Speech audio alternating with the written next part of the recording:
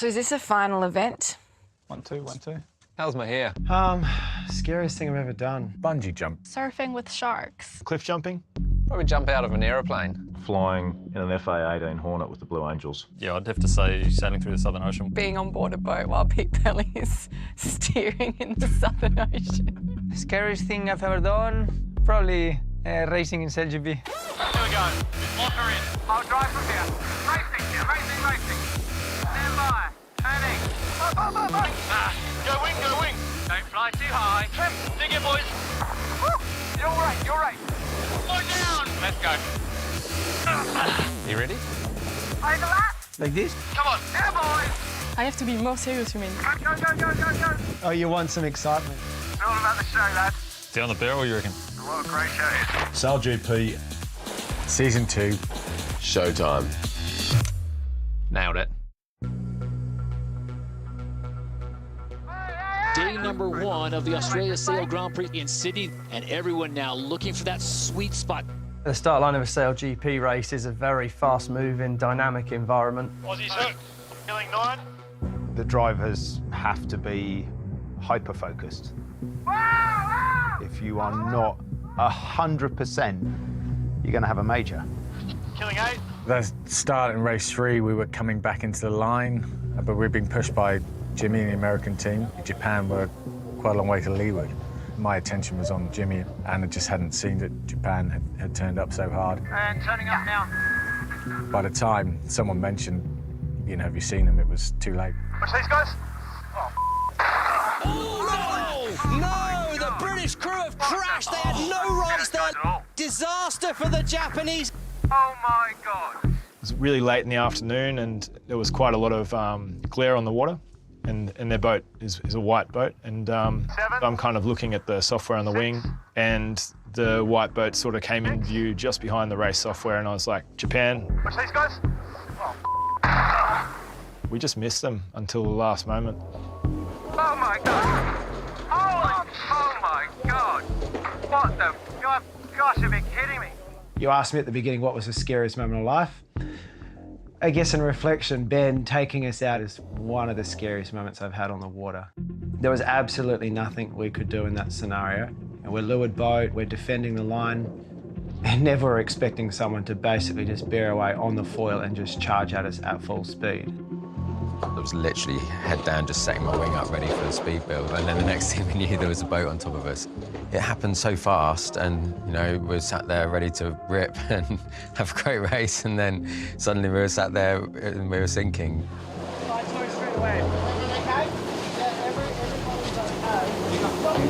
The Japanese boat was severely damaged to the point probably weren't going to be able to race the next day, and in that instance, we almost certainly weren't going to be able to race, and almost certainly the season was over for us. Approval to sail withdrawn by organising authority, the guilty boat. End of season. It's definitely up there with low points in my career, at least. I'm not particularly good, I have to admit, in those moments. I'm not an oh well, never mind, next time kind of guy. So, yeah, it hurts. Hey, mate. Hey, mate. I don't know what to say. I'm so sorry. You didn't see us, did you? No. Yeah, no. Just didn't see it. That's all right. Yeah, right. Well, no one got hurt. Yeah, that's what makes it all right. Yeah, everyone's okay. Yeah, no, I appreciate it. Shocker. So I sent an email saying whatever of our kit you need, just take it. So. Appreciate it. Yeah. Thanks. Yeah. All you can do after that, you just admit you're wrong, and I think Ben did the really classy thing by offering the boat for them to sail the next day. I think he felt terrible about the situation. Token effort. I know he wants to win and will do what he can to win, but, you know, when we're on land, we're all just nice guys who, you know, have a lot of respect for each other. Tell us what you need. Well, yeah, definitely need help. Ben's response was exactly what I would expect from Ben, you know. I mean, he's a fierce competitor, but he races fair. To me, it's typical Ben Ainsley. Well, you're going to use our boat, right? Is that really the case? Yeah. Yeah. Really? Yeah. I think we were all pretty shocked that we were going to be able to sail the Brit boat, yeah. you know, that incident meant that they were effectively giving up their opportunity to win the circuit for a whole year of work. So, you know, it was an incredible gesture, and I'd like to think that we went out and did it justice the next day. Nathan is an extremely confident sailor. Whatever boat you put him in, he's going to back himself to the hilt. But on this day, he was in a borrowed boat, in the British boat. He couldn't drive it like he stole it. I think if you asked Verstappen and Perez to swap their Red Bull F1 cars, I'm not sure they'd be brave enough to go into that first corner at full speed. So for Nathan and his crew to do that was pretty impressive.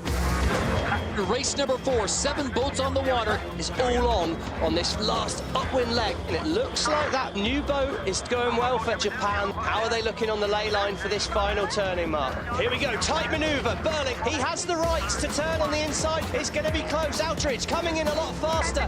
Tries to slide around the outside. New Zealand must keep clear. New Zealand, oh, there's going to be a protest on that one. Penalty New Zealand, relative Japan. Penalty New Zealand, relative Japan. And they are going to drag race it to the line. The Kiwis have the lead, but waiting for the penalty, and it comes on the Kiwis, which will hand race 4 to the Japanese. So race number 5, it's going to be a little dicey. Japan, Spain, New Zealand, the USA, they're all trying to earn enough points to go into the final race of the day. And it's Jimmy Spithill tries to dive inside the Spanish boat here. As they, oh, it's going to be a penalty on Phil Robertson. Surely has to keep clear. Penalty Spain, relative And the penalty USA. on Spain for not giving way. And meanwhile, Japan is running away with this race. So it'll be Japan, Australia, and New Zealand going 1, 2, and 3.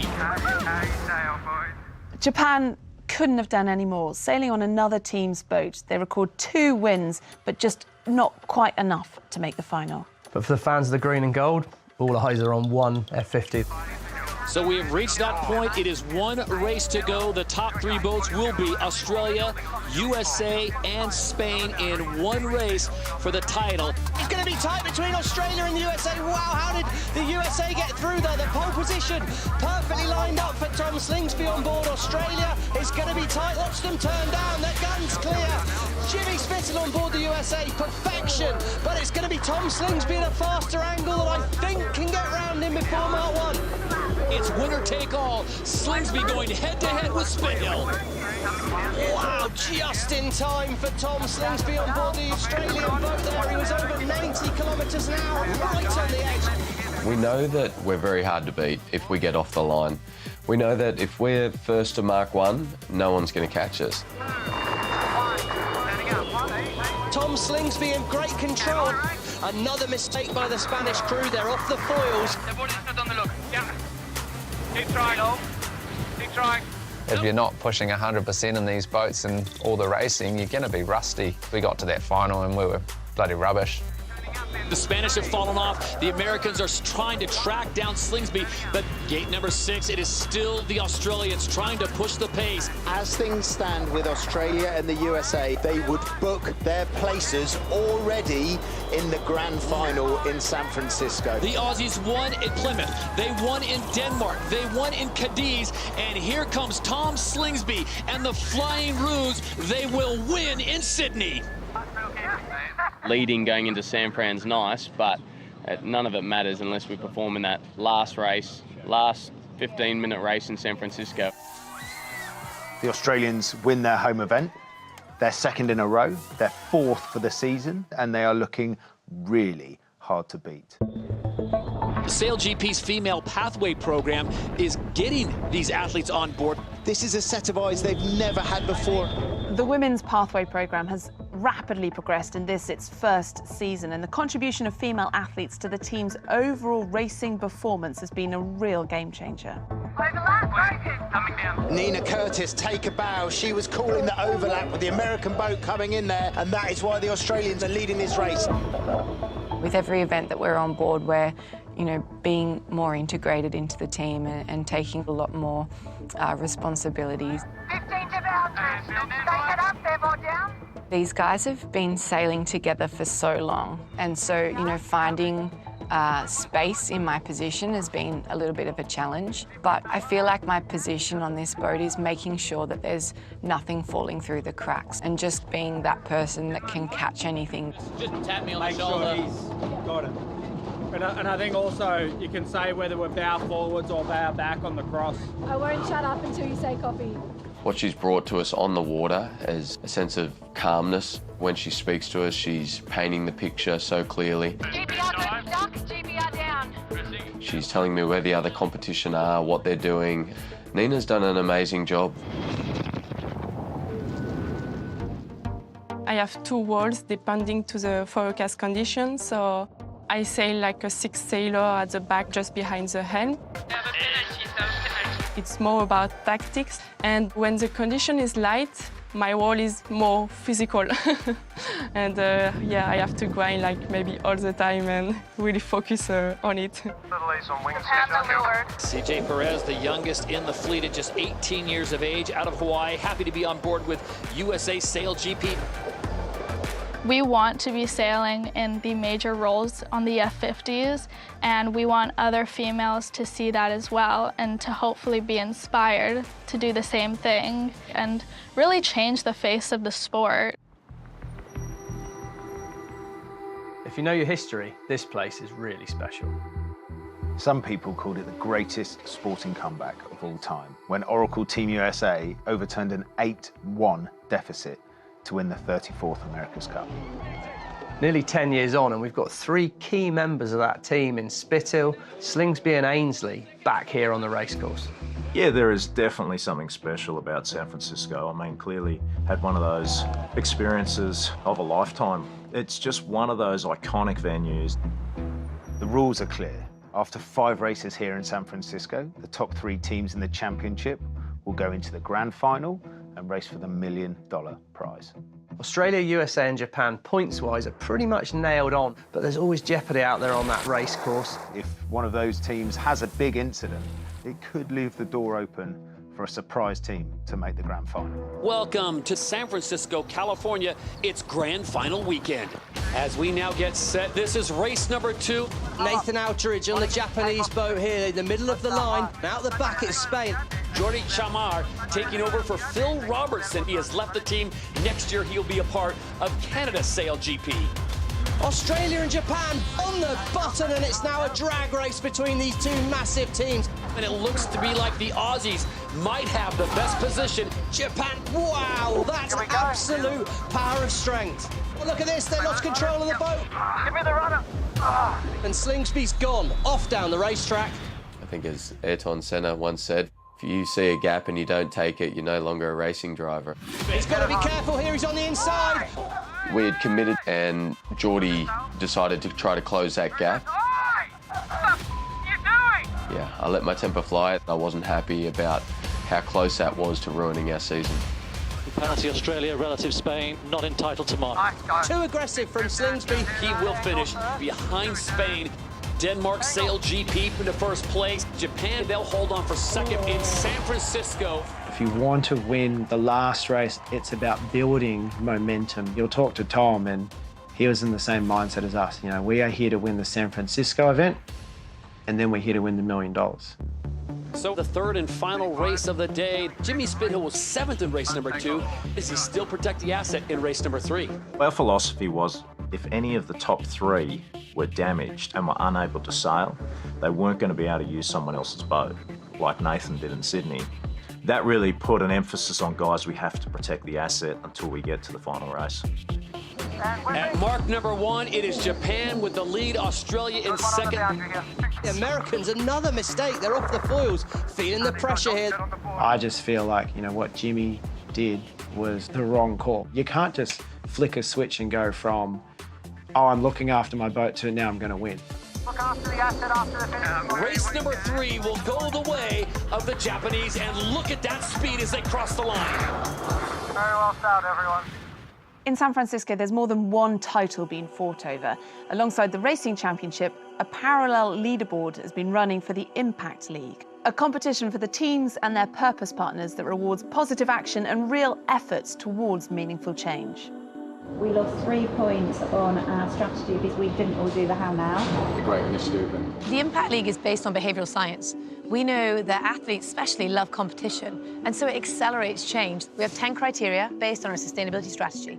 Things like innovation, travel, food, using their voice, collaboration. They're really like critical parts of everyday life and sustainability. I've spent so much of my childhood on the ocean, you know, whether it's through the sport of sailing, out surfing, fishing, diving, just seeing how things degrade so quickly. You know, we really want to do everything we can to look after it for future generations. Live Ocean's a marine conservation charity that Peter and I founded, so that's really where the work started, understanding how we could use our profile to help the issues the ocean's facing. The partnership we've had with the New Zealand Sail GP team has been so powerful. It's provided us with a real platform to take forward the message of ocean restoration and protection. From the inception of the Impact League, we really wanted to try and win, and yeah, that's really been about looking at every single detail. First one's really trying to reduce our use of cable ties, so we've replaced them all with reusable Velcro. Lots of little things like the chaseboat driver really being aware of how much fuel they're using on the water. Boats obviously are going in salt water every day, so when they come back out, you have to be washed down. We've done some nifty little things to try and reduce the water, and that's been now implemented fleet-wide. We want everyone to understand athletes need to do more. They can be great at sport, but they need to be ambassadors for the planet, for making our sport better, for social sustainability. And athletes in sport really can inspire change.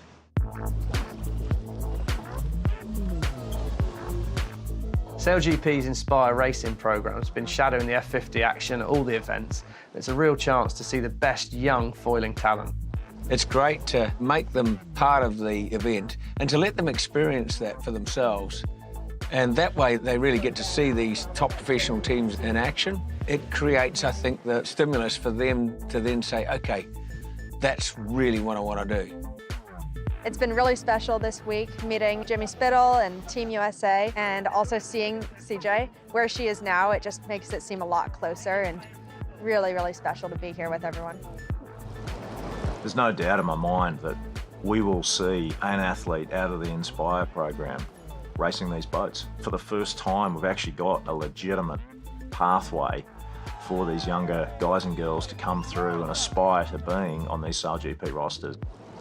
I love speed, love foiling. I think that would just be the absolute ultimate. The final day in San Francisco. After a season that stretched over almost 12 months and taken us right across the globe, it all ends here. Day number 2 of the final event, and all boats flying in the shadows of the Golden Gate Bridge. This is the first time we've seen the Americans and Jimmy Spittle leading the fleet, and what a time to do it. The speed, the level, the amount of boats, it's auto racing. I mean, this is F1. Oh, and Spain diving inside. Oh, there's a collision on board the American boat and the Spanish boat. Oh, my Lord. We thought we were overlapped, and then they closed the gap, and I responded, and we just flew up and landed on top of the American boat. It was quite a tough moment. It was like, I made a big mess. Insane. That was scary. It was about that far from your shoulder, Jimmy. I thought, wow, there's a real chance we're out of this final. So it will be the Kiwis that get the win in race 4, despite all the drama with the Americans and the Spanish. We couldn't write the script. Jimmy Spittle's USA team seemed to have had bad luck by the bucket load all season, and now here we are, final day of racing, and their place in the grand final is really in danger. Just sit this one out. Get the boat ready for the final. I'm going to take the one bolt out. It was clear we were missing a large part of the boat. We need to be in the position to go out and race this final race and have a shot at winning. All done. Let's go. Jimmy Spithill and his crew have had more comebacks this season than Rocky Balboa. There is no way they are not racing in this grand final. There's $1 million on the line and the biggest title in the sport right now. You know, you get given this one opportunity in 12 minutes to punch above your weight. Clearly there's a lot of pressure. You know, you got your hometown event, live TV for $1 million. If I'm honest, I'm a little scared that Jimmy might actually pull this off. So season 2 comes down to this: one race, $1 million. Here we go. Great positioning by Spittle. Tom Slingsby will be where he wants to be. That's the umpire's boundary penalty, Japan. That's it. Oh, they're going to have to follow the other two in. Unforced error. That's unbelievable by the Japanese crew. It's tight at the top of the line. They're going to try and block it up at the top of the line. Penalty Australia as well. Japan behind USA, delayed starter Australia. I remember thinking to myself, I can't believe you stuffed this startup. It's the $1 million race. You had Nathan, you had Jimmy. What have you done? Spittle's got the break here. The leader at Mark 1 will be the USA. Americans need to stay tight at the next gate. Big ease on the roundup. Outridge is working wider. Tom Slingsby, he slings the boat around the mark. Look at the speed difference here. It is Australia, the defending champions, who have moved into first. And I've just got breaking news. The race has been abandoned because there's a whale on course. in line with Sail GP protocol, we have stopped racing to allow the whale to pass through safely. It's another chance to roll the dice. And if you're Tom, Nathan or Jimmy, you've got to ask yourself one question. Do I feel lucky? The restart of the grand final here in San Francisco, California, the last race of season 2 of Sail GP. The Australians have the speed. There's the start there. Spittle's done a fantastic job again, but it's Australia and Tom Slingsby. They're boosting away towards Mark 1. Both boats behind off the foils. These are the defending champions, Australia. They get an early break here in the grand final. They make the turn. They are on to leg number 3. And right now, the Australians are coming up to a 500-metre lead. That's a right turn, ladies and gentlemen. They're off the foils. Down. This could be opportunity knocks for the boats behind. See here, foiling in from the American crew. The race is all on. Oh, but they're not laying. They're not laying. And here comes Japan. Up to second of the Japanese crew. And the Americans are stuck at the Windward Gate in no wind. That could well be the crucial moment. For Australia Sail GP, the repeat is now complete, and it is Australia that claims the title in 2022.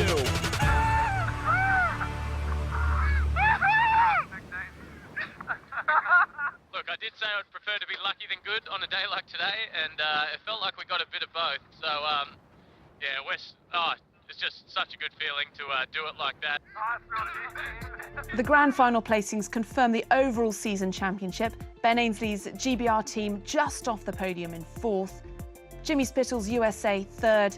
Nathan Outridge's Japan in 2nd. And Australia's Sail GP team, led by Tom Slingsby, back-to-back champions. All season, Tom in the Australian team has been the benchmark team. All we can do is really just pay respect and, you know, what an incredible job. I feel like Sail GP is the top competition in the world, and for Australia to be on the top step of the podium, yeah, I'm just so proud of us, our team. Racing. Sail GP is phenomenal. It has rewritten how we view the sport. So season 3 just round the corner. Where else would you rather be? Next time on The Spirit of Yachting, a true offshore classic, the Rolex Geralia.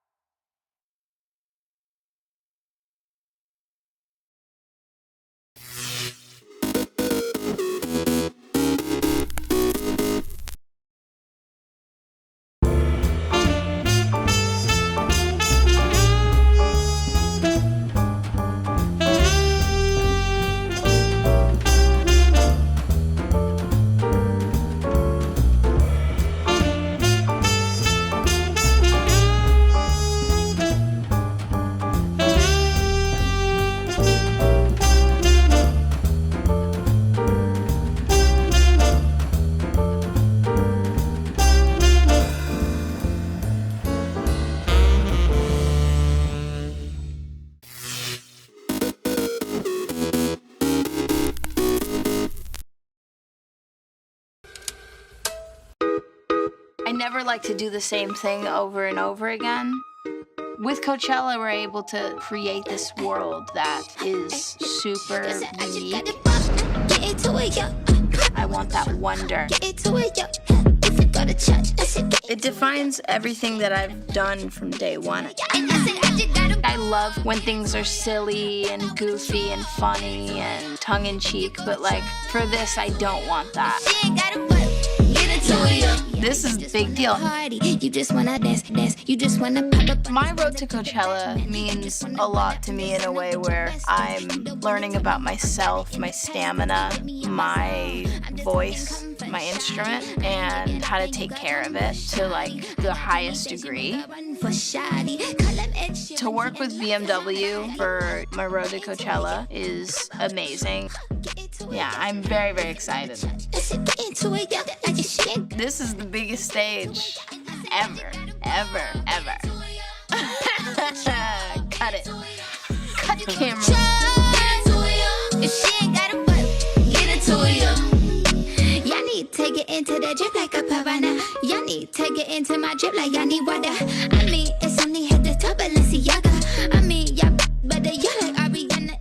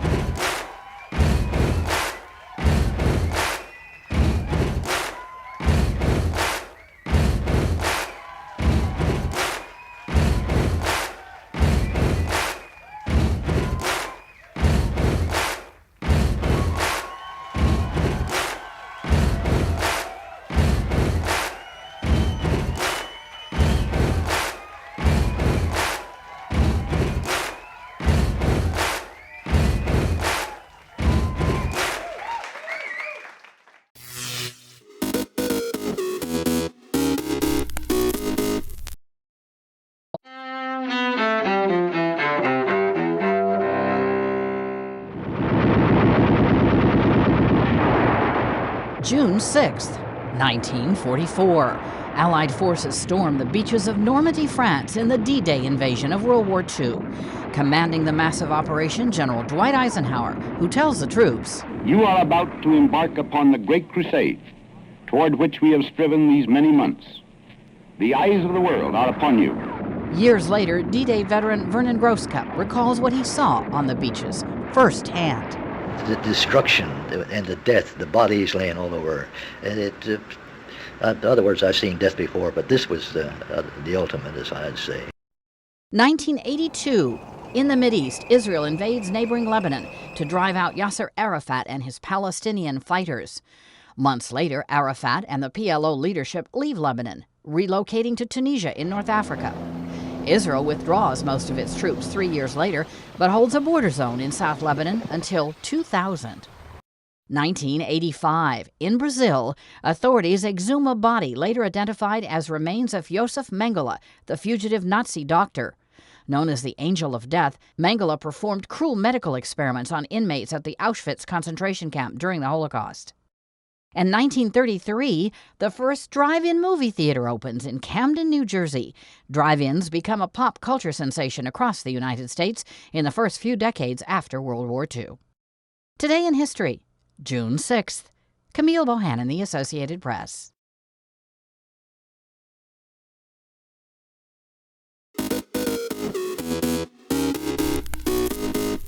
Welcome back in our studio, and in today's news,